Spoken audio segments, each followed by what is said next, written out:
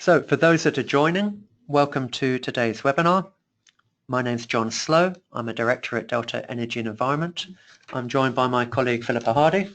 Hi there, I'm Philippa Hardy, Senior Analyst at Deltaee Energy and Environment. And today we'll be talking about the battleground for flexibility, focusing on industrial and commercial customers. The second webinar in a few weeks will focus on the battleground in the residential sector. So we'll start recording the webinar now and kick off. And just a reminder for those that are joining on the protocols for the webinar, you're all on mute. We find that helps to manage the call quality and avoid any background noise. You can communicate to us using the questions box or the chat box on the webinar interface panel, which should be on the right-hand side of your screen. So please feel free to send us questions or comments through the questions and chat feature. We'll try and get to questions at the end of the webinar, and we can't promise we'll answer every single question you ask, but we'll get back to you if we can't address your question during the webinar.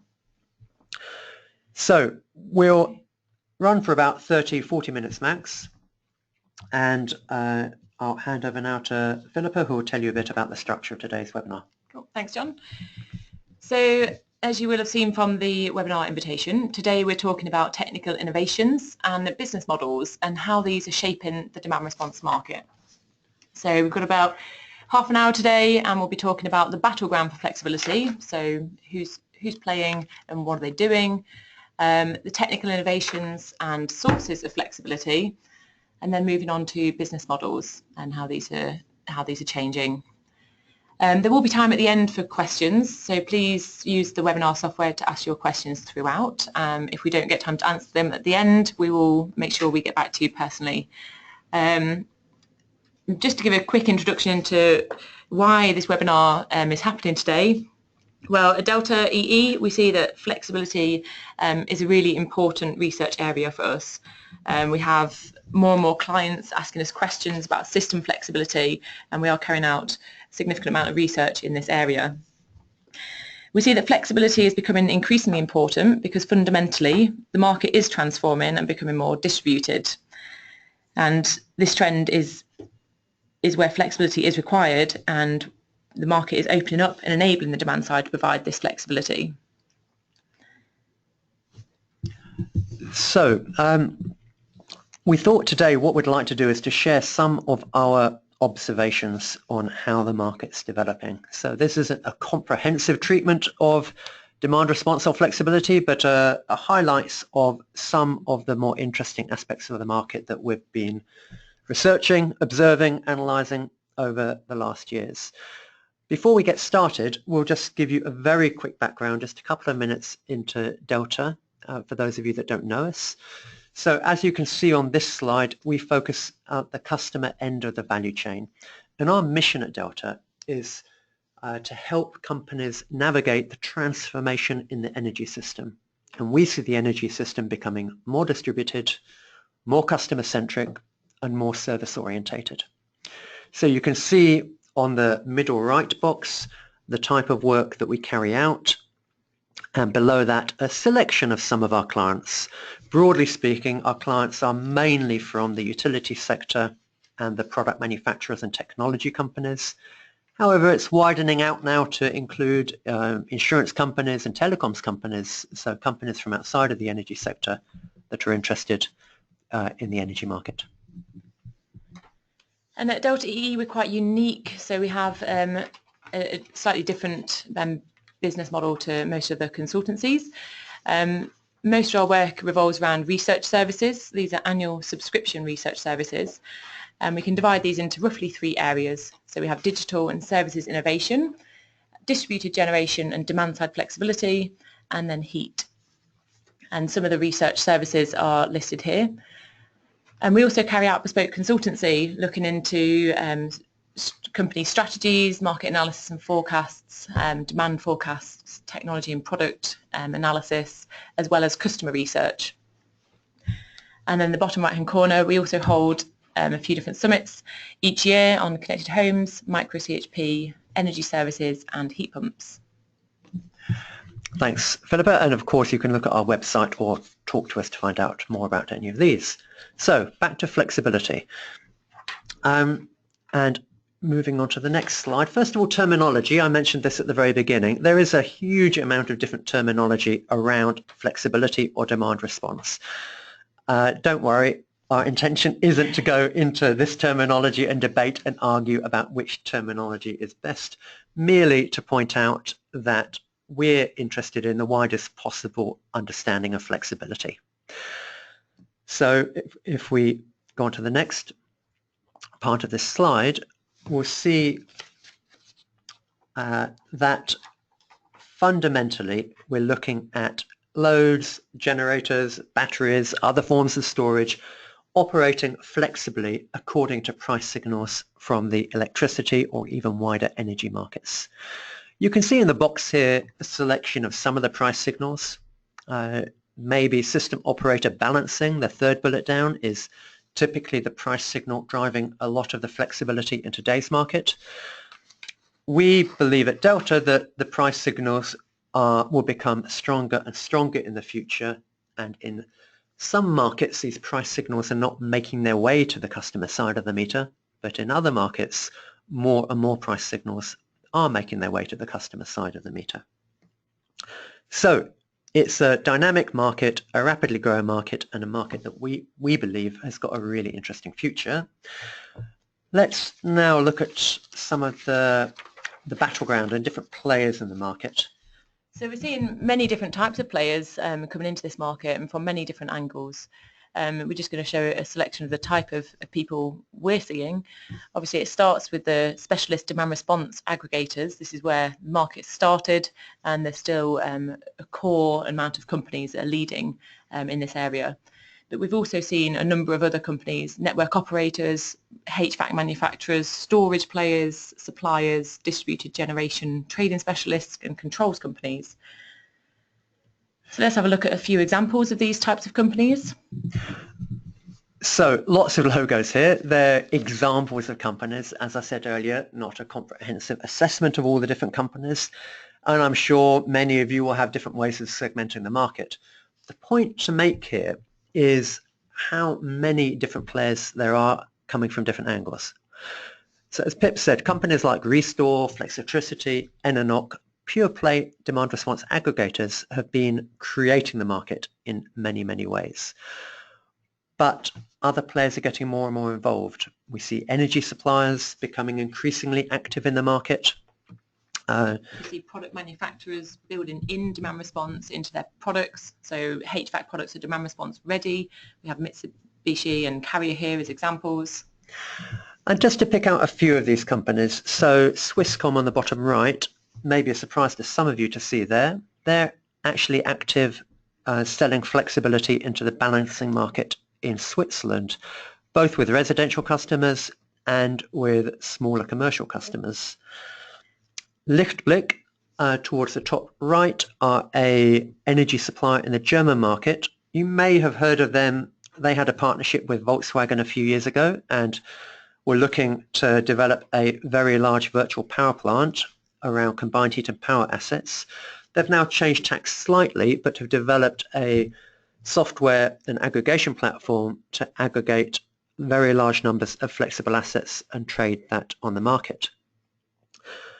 Jules Energy, below them, are working with often combined heat and power companies in the Netherlands. So some of the greenhouse operators in the Netherlands that have combined heat and power have in the past spent more time sitting in their offices looking at the prices on the Amsterdam Power Exchange rather than walking around their crops, and they've been dispatching their CHP plant to make money on the APX.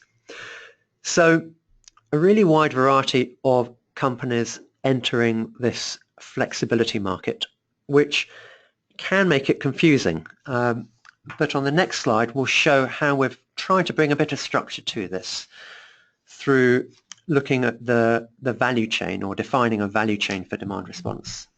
So at the top here, we've got 4 boxes for Simplicity, we've just broke the value chain down into 4. Obviously, this is not a comprehensive overview of the value chain, and it is much more complex than this.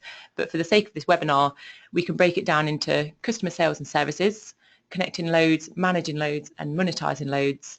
And we'll just briefly explain what we mean by this. So customer sales and services may sound really obvious. Obviously, you've got to find customers that have loads and service them. But through our research, obviously this is not a very simple thing at all. Huge lead times, lots of education needed, building up trust with the customer and optimizing their load so you don't affect their operations, but also so you can manage your portfolio in the best way. And connecting loads, again, another quite simple label, but it's very technical. It involves finding the loads on the customer the customer assets, but being able to connect these to their own platform. At the moment, this is done mainly through interface units that connect to BEM systems in commercial sites. And of course, you can connect up generators as well, which is a little simpler than connecting up complex loads sometimes. Managing loads, so there's a need to work out what you want, what flexibility you want from what loads at what times. And of course, monetizing loads, you then need to sell that flexibility into the balancing market or create value of it out of the flexibility from minimizing demand charges. So let's have a look at where the players fit into these. So we've just listed a few. Obviously, there were a few more players on the slide previous, but let's just have a look at the few key examples. So we have specialist DR aggregators at the top. We can see that they're playing across the whole value chain. They've really created this market. They're specialising in each and every aspect to really push the market forward. But this differs between the other players. So many of the players are coming from different starting points and not necessarily covering the whole value chain. So we'll have a look at a few examples of this, starting with energy suppliers. So obviously, customer sales and services, they have many customers on their portfolio, and this is kind of where they come from for the demand response market, and also monetizing loads. And an example of a relationship for energy suppliers to offer demand response would be ENGIE and Kiwi. So Kiwi bring the connecting loads and managing loads aspect of this value chain, and ENGIE then bring together the customer sales side, and together they then cover the whole value chain. We've seen other partnerships like that haven't always been so successful, and that's been partly because energy suppliers, even though they have customers, are not necessarily used to the more complex sales that this involves. But some are learning and making progress. Yeah. And so looking at a few other players, we have energy traders. Again, coming from the value chain from a monetizing loads aspect, they're specialists in energy trading. An example here would be Alpeak and their acquisition of Flexitricity to cover the rest of the value chain for demand response. So obviously Alpeak on their own were not able to cover the other aspects of the value chain, but partnering or acquiring, should I say, Flexitricity enables them now to compete against other players in the value chain. And then we have ESCOs here and controls companies. ESCOs really starting again from the customer sales and servicing and connecting loads. They manage commercial buildings and service them, providing energy efficiency, cost savings, etc. And control companies really coming from the equipment side, the hardware, and managing loads. An example crossing across both of these two companies would be that of Pearlstone, a startup in the UK, working with Honeywell, as well as Incentive Facilities Management Company. So you can see that actually there's a bit of a hybrid. It's not simply an ESCO working with an aggregator on their own, but it's an ESCO, a controls company, as well as an aggregator to form all parts of this value chain. And on the last one, we've picked out, well, this may be an example relating to a telco rather than non-energy in general. So we've seen, I mentioned Swisscom earlier, and also a company using technology that originally came out of Nokia. So telcos are used to managing very complex networks with very large numbers of assets, and that actually gives them some capability to aggregate very large numbers of loads, maybe generators, and optimize their operation. So the point we're making on this slide is that the skills needed in the value chain are quite different and quite specialized. Aggregators are playing the role often of market creators and encompassing all of the value chain. Other suppliers are starting from particular points. This simplifies it, and it's not 100% accurate for every energy supplier or every ESCO, but it makes a point of complementary skills and partnerships. Now, we've got something for you to do now. Yeah, make sure you're all still with us. We want to get your view. So we've gone through our view of who's playing in the market and the different value chains, but who do you think are the biggest players at the moment in the EU for contracting flexibility with customers? We've given you a few options. Obviously, there are more than that, but let's stick with the 5 for now. So I'm going to launch the poll on the webinar software, and if you could select your answer, that would be fantastic. So you should see now coming up on your screen a choice, and just tick whichever box you want. If you're an aggregator, I'm sure you'll tick the aggregator box. And look at the question closely as well. The biggest players for contracting flexibility with customers. So who will be dominating in terms of contracting this flexibility with customers? We can see the results coming in. We'll tell you the results in a second, and we'll put it on the slides when we make the slides available afterwards. We can see the numbers changing a bit now, so we'll give you 81% of you have voted. We'll give you another few seconds for those that haven't yet made their choice. Okay, 87% of you. Let's see if we can get to 90%. The last 1 or 2 votes, please. Last 5 seconds, and then we're going to close the poll. Okay, I think we'll close it now. So, did these results come up on the screen, Pip? Okay, we should be able to show you now. There you go. So we have the vast majority of you, 58% in the end. It did start quite a bit higher than that, actually, until John said something. But we have specialist DR aggregators, so most of you believe that the biggest players at the moment are demand response aggregators, followed 36% by energy suppliers. So that's maybe a sign of what the main battleground will be in terms of flexibility, contracting that flexibility with customers. Will it be aggregators or will it be energy suppliers? And I think quite understandably, the controls companies and the product companies are unlikely to play a major role contracting the flexibility with customers, even if they will play an important role in the value chain. Okay, now heading back to our presentation. What's next? So, moving on to sources of flexibility and technical innovations. So, starting off with sources of flexibility, we've listed here most of the different sources of flexibility in commercial and industrial, or with commercial and industrial customers. So on the left, different forms of generators, in the middle, storage in its various forms, and on the right, different sorts of loads. And where the market is at the moment is primarily around backup generators and industrial processes. The reason for that is highlighted at the bottom. So backup generators in industrial processes can give you scale, often in the many hundreds of kilowatts or megawatt scale. Easy to connect. They're available often when you want that flexibility. Generators can be available at any times. Industrial processes depends very much on the process. They can be available for quite some time, particularly generators again. And impact on the customer, low for generators, has to be negotiated and carefully agreed around industrial processes.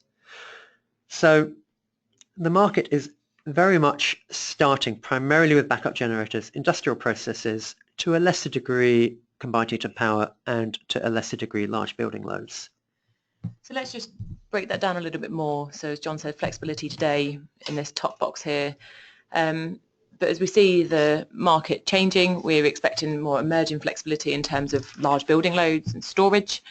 And moving into the future, we're seeing more distributed loads and smaller buildings, the harder to get to stuff.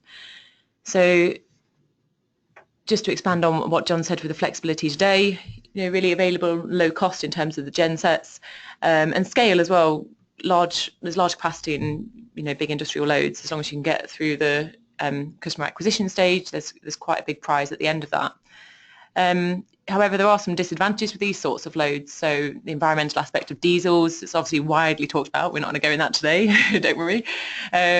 With industrial loads, it's interrupting processes. That could be a key problem, especially with process and quality control in certain industries. And with CHP, there's some flexibility, but it depends very much on how big a thermal store you have or how much you can decouple the operation of the CHP from the thermal demand of the building. And obviously there's further growth possible here. Obviously it's flexibility today, but there's still many opportunities. But moving more into the emerging and future flexibility, this is where we're seeing a largely untapped opportunities and where technical innovations could really unlock these markets to make them much larger. So when we look at the emerging flexibility with storage, there's a wide range of flexibility. Some call it the holy grail of flexibility. Large building loads, clean resource compared to diesel generators. And then going down to the smaller building loads, same advantages and even higher challenges in connecting them and managing the costs of acquiring the customer. So basically the transaction costs. As Pip said, these markets, emerging flexibility and future flexibility, are very large, largely untapped, and we'll talk about some of the technical innovations we see that are able to uncover them. So before we do that, we just want to quickly mention energy storage, as it's a widely talked about area at the moment. It certainly is, and some in the demand response sector see storage as a competitor to demand response. Our view is that it's really just another source of flexibility. The diagram in the middle shows the different levels, the 1, 2 and 3, that storage can be deployed. And we see storage today starting to be deployed in larger numbers at all 3 levels, actually, at the transmission grid, on the distribution network and behind the meter. And in the next few years, we expect to see more storage deployed at each of these levels. Long term, our view is that most value can be created by deploying storage behind the meter. And when you deploy it behind the meter, then it fits much more into the category of demand response or behind the meter flexibility. So at the bottom here, a couple of observations. A company in the US, Green Charge Networks, is using behind the meter storage for a variety of value streams, but one of them being to participate in demand response programs. So a company like Green Charge Networks creating multiple value streams from storage, but one of them very much the concept of demand response or flexible loads or flexible generation. On the right-hand side, a trial in the UK. UK Power Networks is a distribution network operator, or a DSO, to use continental European language, and they've placed a large storage plant on their network close to their substation and are using that to offer flexibility services to the balancing markets. So that's maybe more of a competition for behind the meter flexibility if storage is placed in the distribution grid.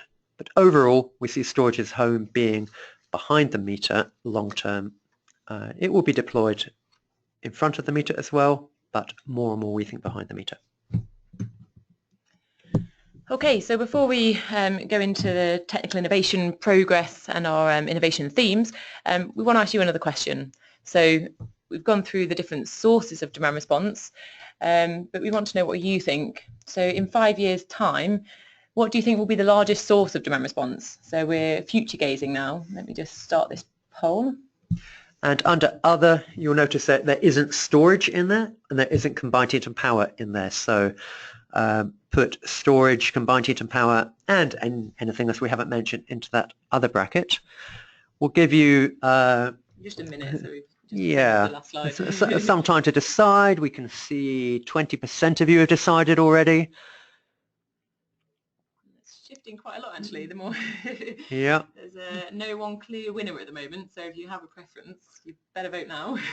Okay, so over half of you have voted. I'll give you another 10 seconds. Not as clear cut at all as the last poll at the moment. Lots of competition between all four. Keep voting. So we're now just at 80% of you have voted. Let's get to 90% again. Keep it even. Okay, last votes. That's 2 more seconds to get them last couple of percentage in. Okay, we'll call that a day. Thank you very much for those that have voted, and here are the results. So yeah, as you see, there's a mixture of responses here. So 41% small commercial and distributed loads. Future flexibility kind of also agrees with the slide we showed previously, where it's largely untapped market. You know, a lot of loads, just trying to get to them is the key challenge there. Followed closely actually by big commercial loads, so 34%, and then industrial processes at 30%, and backup generators and other pretty much head-to-head there, so 11% voted for backup generators and 13% in other. So I think that's really interesting. If you add up the big commercial loads and the small commercial loads, you've got 75%. So 75% of you think that the largest source of flexibility will be loads in buildings ahead of industrial processes and backup generators. So let's now look at some of the innovations that we think may unlock these future markets. Yep.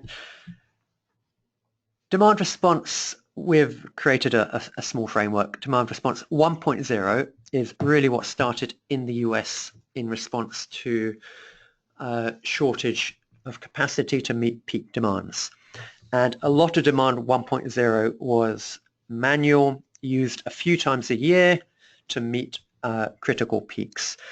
And there are stories of phone calls being made to hotel energy managers running around to switch off the fountain to turn down HVAC plant, even to send some poor old guy or girl running upstairs to switch off ice coolers on all the different floors of the hotel.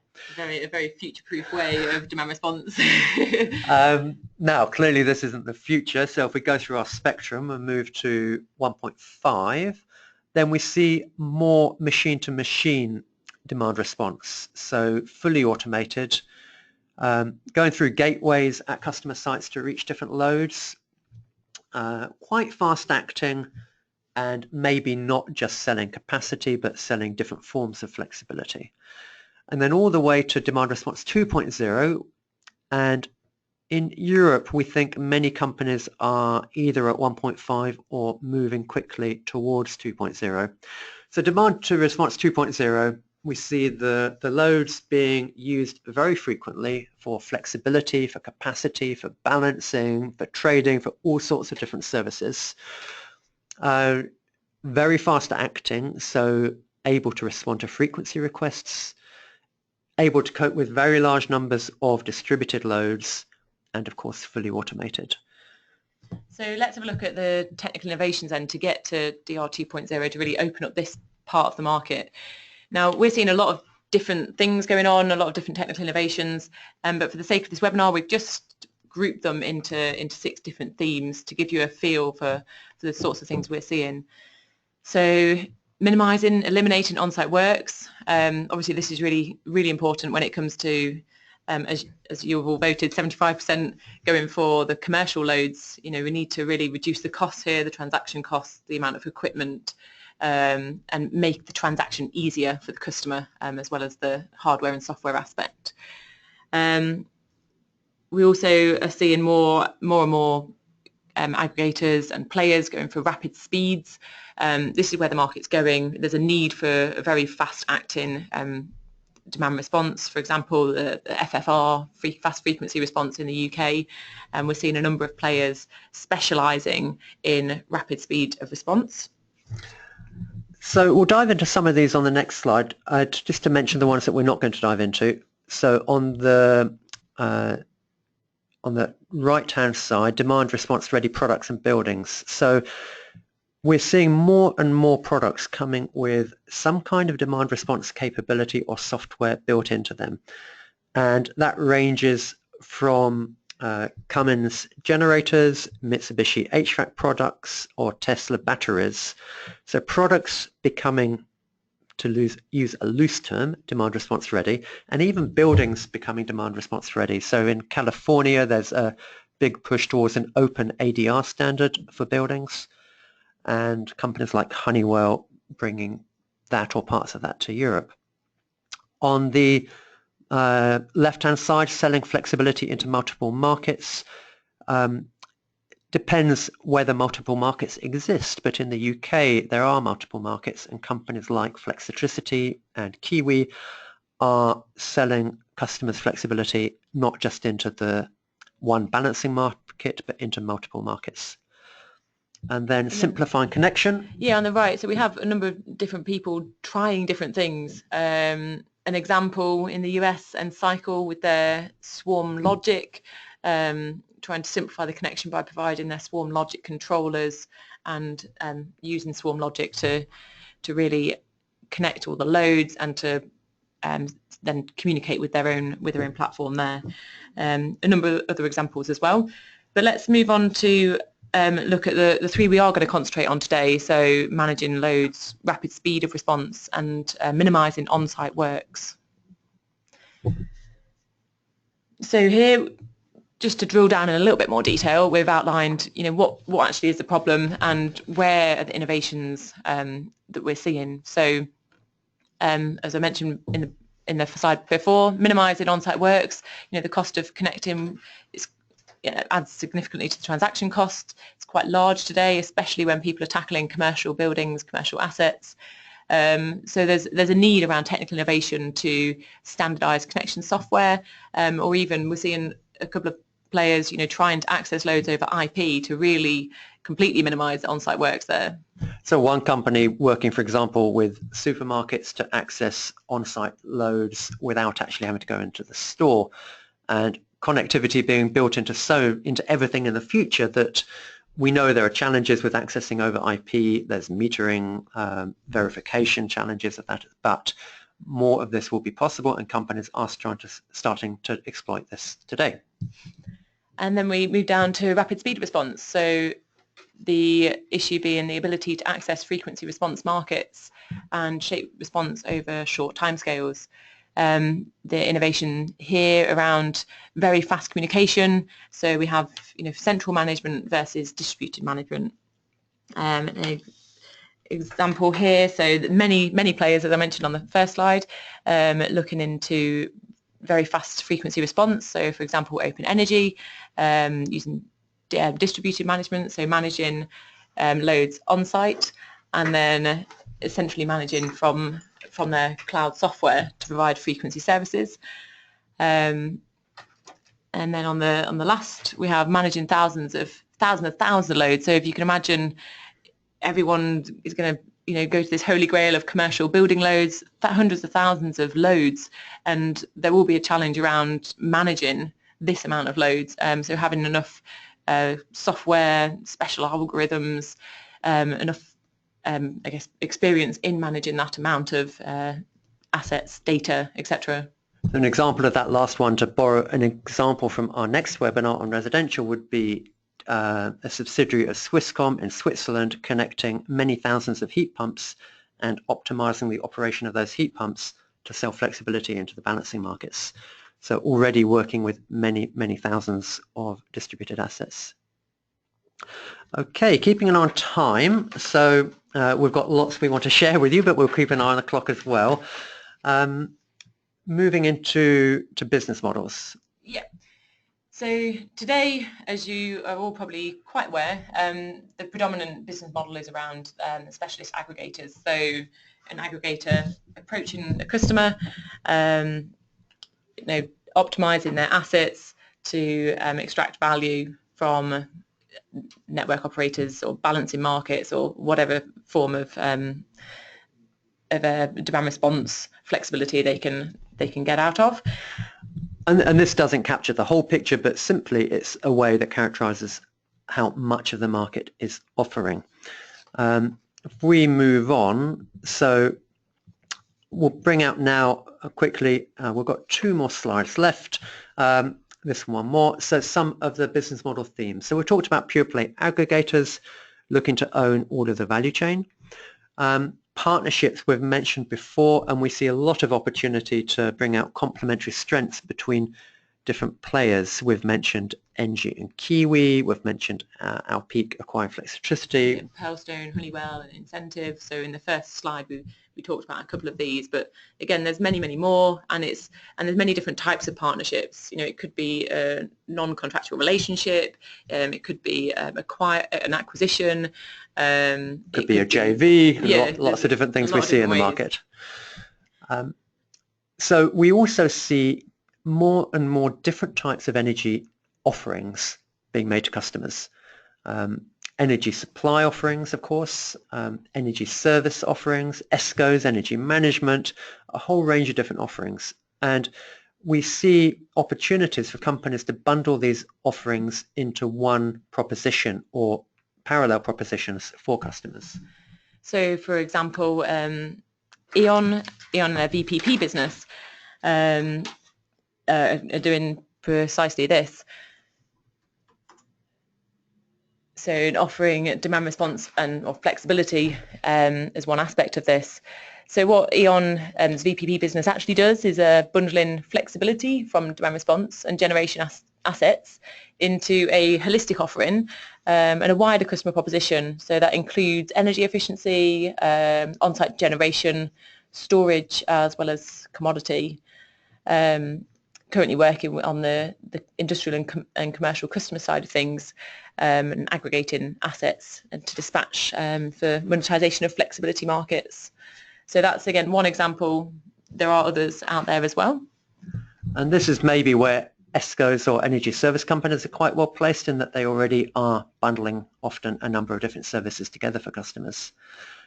Below that, management tools to empower customers. So we see some companies focusing on providing the software and tools to customers to enable them to own as much of their flexibility as they can and to take advantage of price signals that do trickle all the way down to them. And then lastly, we've talked about flexibility capability being embedded in products. We don't see so much of that on the market today, but we do think that will become more important as we go forward. Moving on to the last slide now. So one big piece of research we're carrying out at Deltaee is around energy service innovation, looking at how new innovative energy services business models are being created. And at the bottom left, you can see a characterization of utilities who have desires to grow revenue from energy services, and as part of that are active in demand response or in flexibility in different ways. On the right-hand side are the other companies that we've mentioned throughout this webinar that are also looking to capture some of the value from the demand response or flexibility market. And in the middle, we've got innovators, and put a lot of the pure play aggregators into this bucket, who are nimble, fast-moving, entrepreneurial, and are capturing the value themselves. So we think this will be a fascinating journey over the next 5 years to see how these different companies stake out positions in the flexibility market. We have our own views as to who the winners will be, and it won't necessarily be one winner, and it will be different in different markets. Okay. So just drawing towards an end. Yeah. Thanks all for continuing with us. I know we've slightly run over the 30 minutes, but had a lot to pack in there. So really delighted that you all stayed on the call. Just to end, we do have some time for questions now that we'll go through. And just a reminder for our next webinar as well, if any of you have to leave promptly, but we have a part 2 of the battleground for flexibility, and that will be concentrating on residential demand response. So today was commercial, and in a month's time, 6th of July at 10 a.m, we'll be looking at residential demand response. So let's move over to the questions. So we've got a number of questions. We'll just take 1 or 2 of them now, and we'll get back to you individually. One question about DSOs. in the UK. So can DSOs compete with commercial entities in electricity markets in the UK? That's an open question. Well, the future is an open question. At the moment, they can't directly compete with them. So the example we showed you from UK Power Networks, where they were looking at selling flexibility from a battery into balancing markets, that was under a trial and under innovation funding. What they are doing, though, is some of them are starting to procure flexibility as an alternative to reinforcing their network. So simply speaking, instead of building a bigger substation, they are contracting flexibility from customers. Famous example would be Manchester Airport now is contracted with Electricity Northwest, and Electricity Northwest can curtail demand at Manchester Airport in response to faults on their network. Another question we have is, well, we've got a few questions actually around the regulations in the market, and we've not talked about that today. Of course, the market is constrained by the market rules and the regulatory frameworks, and that makes demand response impossible in some markets and very possible in others. I would refer people to the Smart Energy Demand Coalition, who've got some excellent work and resources on that topic. And maybe as a teaser to our next webinar, we will talk a little bit about a UK company, Tempest Energy, that's nimbly getting around some of the barriers in the UK. So we better stop there. So we're coming up to 45 minutes, and we definitely don't want to go past 45 minutes. Nope. But we will get back. We've got a lot more questions, so thanks very much for the engagement. We will get back to your questions individually. We'll give you a call or email later on today. If you've got time, pop in the question now and we will get back to you. Please do email us if you'd like a copy of the slides. We'll also make a recording of the presentation available on our YouTube channel. So drop us an email and you can look at that at your leisure or share that with colleagues. And one last signpost is about our research services. So today we've been talking about demand response. We are in the process of creating a multi-client study to launch this research, and we do carry out a lot of bespoke research in this area, specifically answering client questions across the globe, really, Europe and US. But we have also mentioned our energy storage research service and our energy services innovation. So we can tell you more about this. Please get in touch if any of these interest you. Okay, thanks very much for joining, everyone. We really appreciate your time. We know time is valuable, and we hope you've enjoyed and got value out of the webinar today. We're going to go and have a break and enjoy the sunshine for a few minutes outside. We hope you're able to do the same. And please join us for our second webinar on the 6th of July on this topic. Thank you very much.